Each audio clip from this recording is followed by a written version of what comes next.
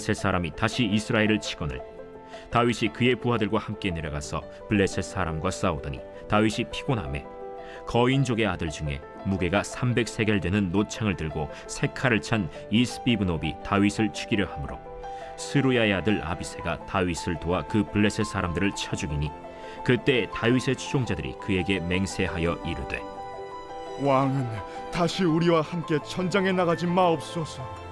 이스라엘의 등불이 꺼지지 말게 하옵소서.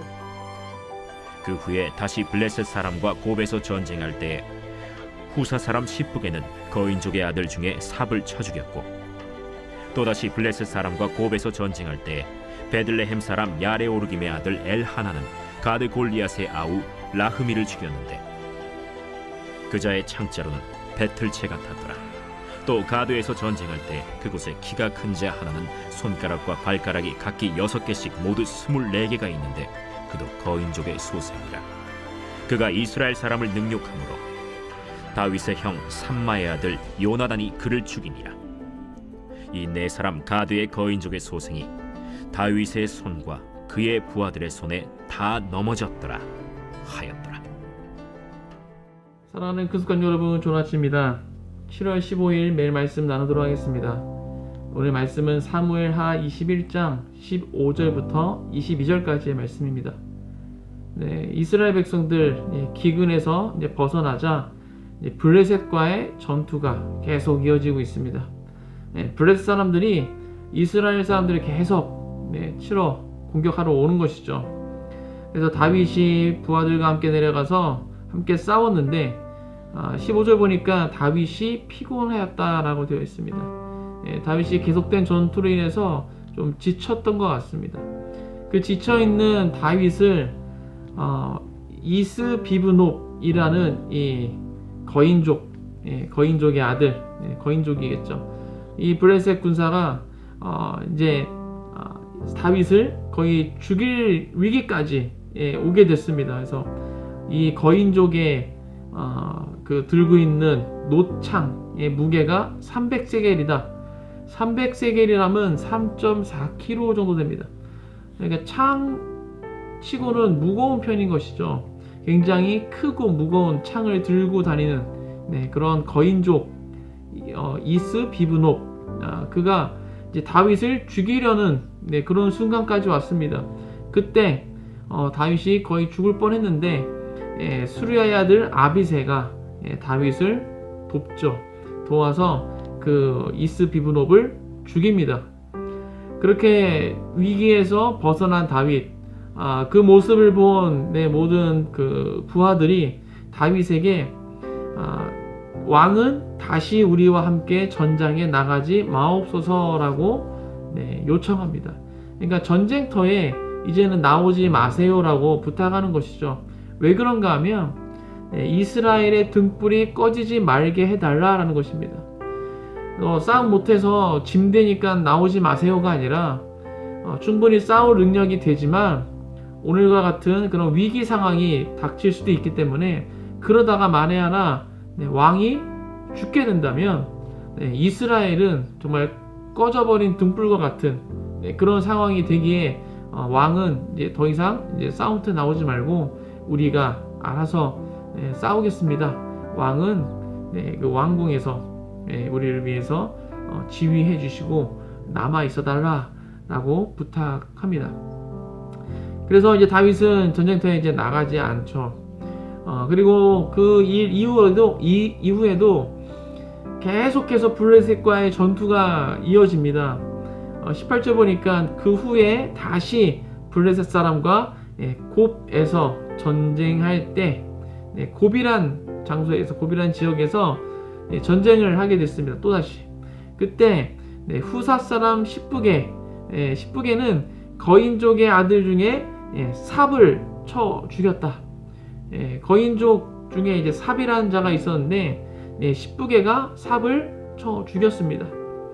그리고 19절에 또다시 전쟁을 하게 됩니다. 또다시 블레셋 사람과 똑같이 또 곱에서 전쟁을 하게 됐는데 이때는 베들레헴 사람 야레오르김의 아들 엘하나니 가드 골리앗의 아우 라흐미를 죽입니다. 네, 엘하난이 라흐미를 죽였다. 근데 그 라흐미가 어떠한 자였는가 하면 그 자의 그 창자루는 배틀채 같았다라고 설명해주고 있습니다. 뭐 거인족들 다 크겠지만 그 중에서도 유독 덩치가 큰 그런 자였던 것 같습니다. 창자루가 배틀채 같았다. 이 배틀채 같다라는 이 표현은 굉장히 정말 위협을 느낄 만큼 모두가 두려웠던 만큼 굉장히 무겁고 거대한 것을 가지고 있을 때 그것을 비유적으로 표현할 때 배틀채 같다라고 이야기합니다. 삼손 이야기가 있었을 때 삼손을 죽이려고 했을 때 삼손의 머리를 배틀채에 묶었던 이야기가 있었죠. 그만큼 무게가 무겁고 굉장히 큰 그런 배틀의 한 부분입니다. 그것을 그것과 같은 창을 들고 다니는 거인이었던 것이죠. 그런데 엘하난에 의해서 죽임을 당했습니다. 이러고 20절에 보니까 또 전쟁이 또 일어납니다. 이번에는 가드에서 또 전쟁을 하게 되는데 키가 큰 자 하나가 있는데 거인족이죠. 이 사람은 또 어떤 특징이 있는가 하면 손가락과 발가락이 각기 6개씩 있다.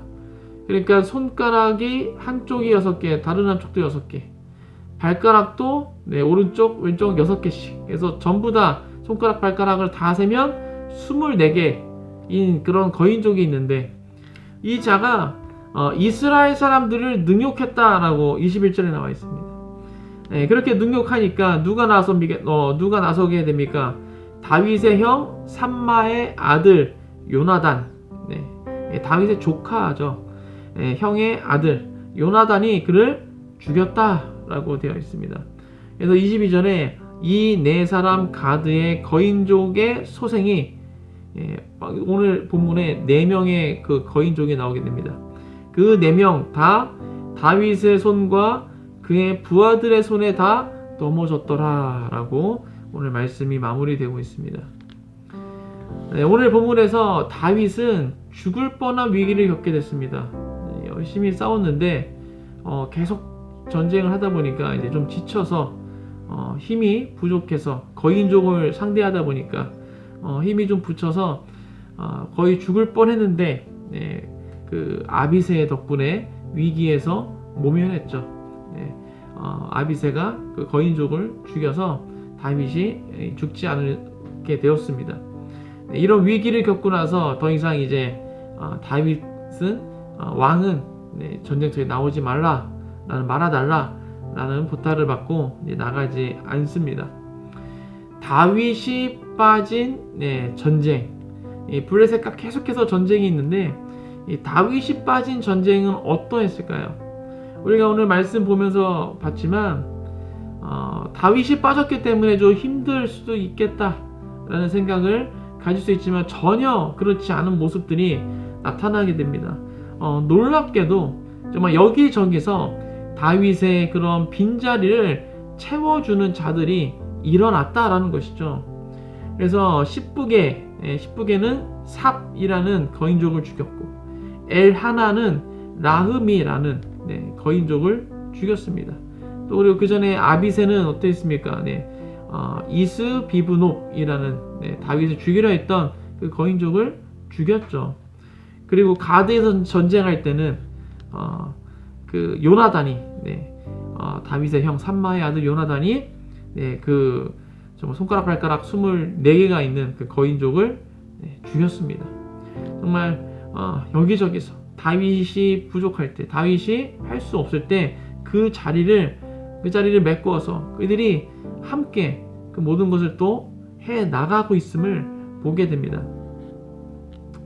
이것이 바로 공동체인 것이죠.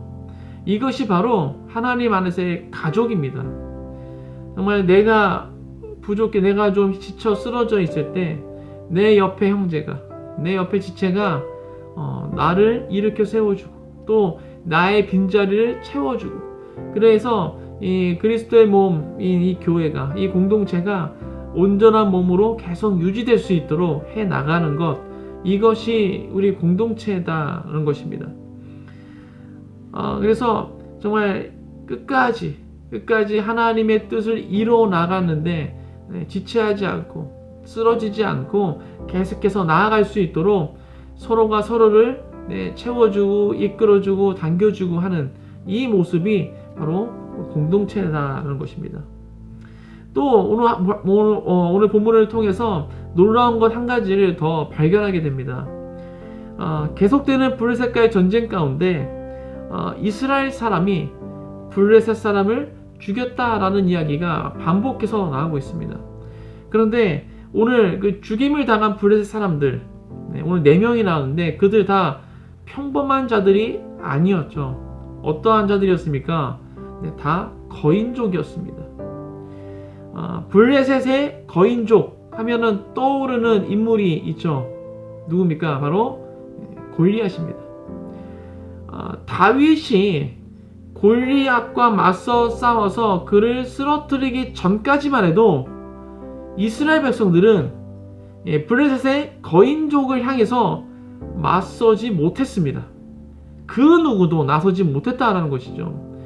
그렇게 정말 하나님을 욕하면서 정말 비하하면서 그렇게 소리를 질러도 그 누구도 나가서 싸우지 못했다라는 것입니다.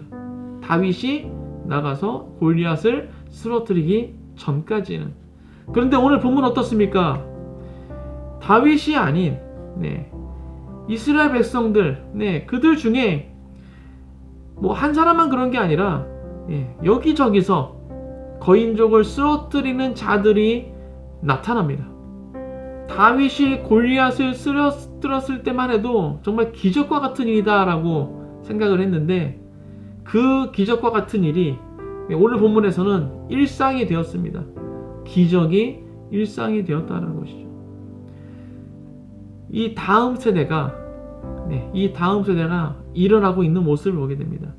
다윗의 뒤를 이어서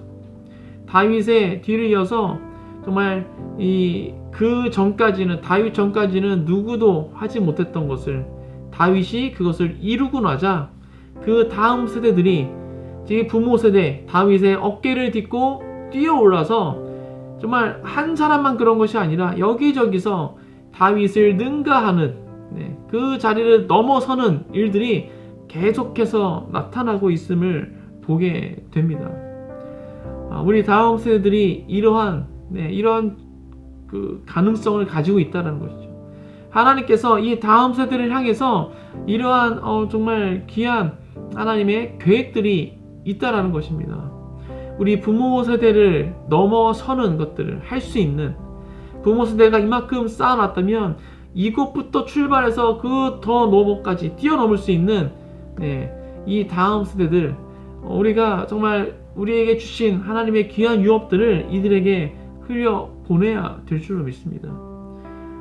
이 다윗의 형의 아들 요나단, 그가 어떻게 이 거인족과 맞서 싸울 수 있었을까요?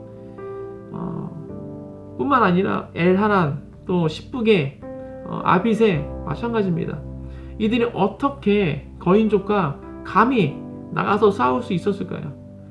수도 없이 들었을 것입니다.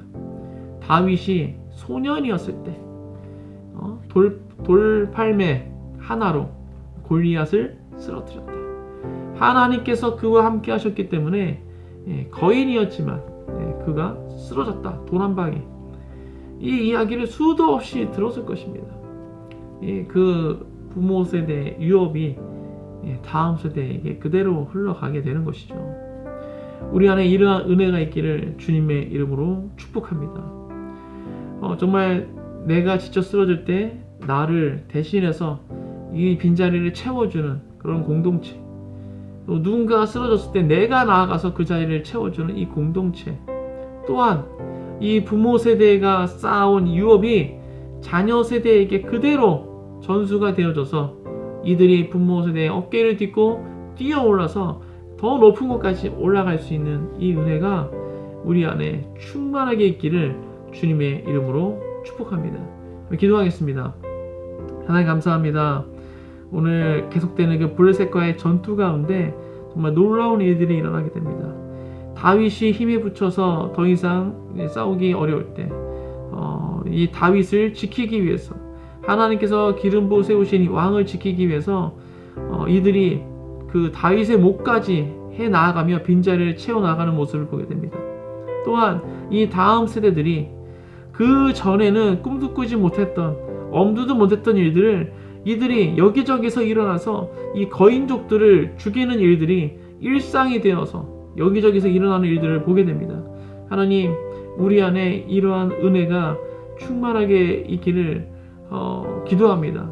우리 안에 함께하여 주시옵소서. 그래서 우리가 정말 주 안에서 한 몸으로서, 한 가족으로서 서로를 채워주고 끌어주고 당겨주는 그런 정말 한 몸이 될 수 있도록 축복하시고, 또 이 부모 세대가 쌓아온 유업들이 우리 다음 세대들에게 그대로 흘러가서 이들이 정말 부모 세대의 어깨를 딛고 뛰어올라 더 높은 곳까지 나아갈 수 있는 하나님의 그 군대로서 일어설 수 있는 우리 다음 세대가 될 수 있도록 주님 축복하여 주옵소서.